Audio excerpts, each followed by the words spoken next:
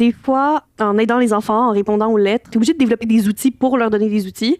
Puis on dirait qu'en aidant les gens à aller mieux, ben ça m'a fait réaliser que, je sais pas, on dirait qu'il y a eu comme un déblocage de je suis pas obligée d'être tout le temps dans la crise de marde, puis d'écouter les outils que je donnais aux enfants aussi. Des fois, j'écris des lettres aux enfants, puis je me dis, si je m'écoute même pas, je donne des conseils aux enfants qui s'appliquent dans ma vie d'adulte, puis on dirait que je commence à me rendre compte que ces outils-là, ils sont nécessaires, puis je me sens mieux parce que j'utilise des outils, puis je me rends compte que ben j'aime ça, être pas tout le temps dans la merde finalement. Ça, puis des outils aussi que je me souviens, tu disais que des fois tu disais c'est comme cliché dire cette phrase-là. Oui. Mais là tu te retrouves à y penser puis à le répéter ça à des enfants, on va dire ouais ok c'est quand même vrai finalement. Absolument. Je dis des choses aux enfants que je suis comme moi si on m'avait dit ça à cet âge-là, j'aurais pas écouté. Le plus basic, là, je vais vous le donner, c'est que quand un enfant il y a une chicane, ce qu'on lui dit, c'est la première chose à faire quand tu as une chicane avec quelqu'un, c'est si tu sens que l'émotion elle monte, c'est tu te distances de la situation, tu dis j'ai besoin de temps pour moi, tu vas respirer. Ça a l'air vraiment de la bullshit, mais si que c'est vrai, genre quand je me sens que je suis en train de me choquer, je fais juste dire non, je vais respirer, puis